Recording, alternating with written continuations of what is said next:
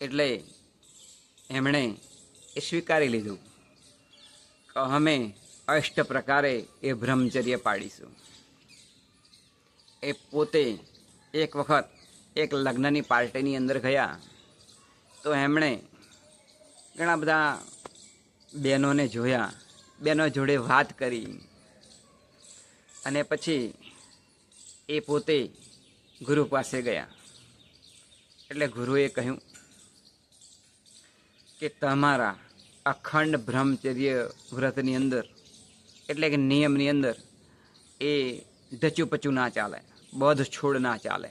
તમને એવું થયું કે મને અહીંયા કોણ જોનાર છે, પરંતુ ભગવાન દરેક વ્યક્તિને જુએ છે, જાણે છે અને ખબર અંતર રાખે છે. માટે આ તમારું અખંડ બ્રહ્મચર્ય કહેવાય નહીં. ત્યાર પછી એમણે હા પાડી કે હવે અમે ભૂલ નહીં કરી શકીએ. ફરીથી બીજી વાર આ ગુરુએ કહ્યું કે બીજો નિયમ, બોલે શું, તમારે ડુંગળી અને લસણ ખાવું નહીં. આવી રીતે નિયમ આપ્યો.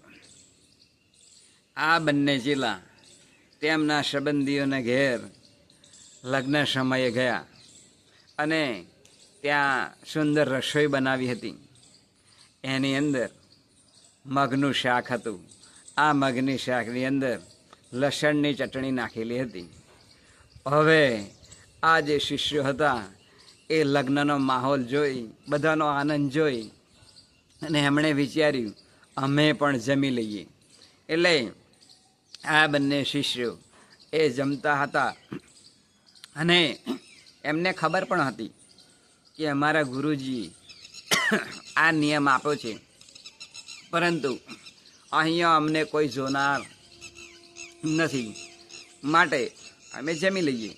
એટલે ચૂપચાપ પેલા બંને શિષ્યો હતા એમણે જમી લીધો.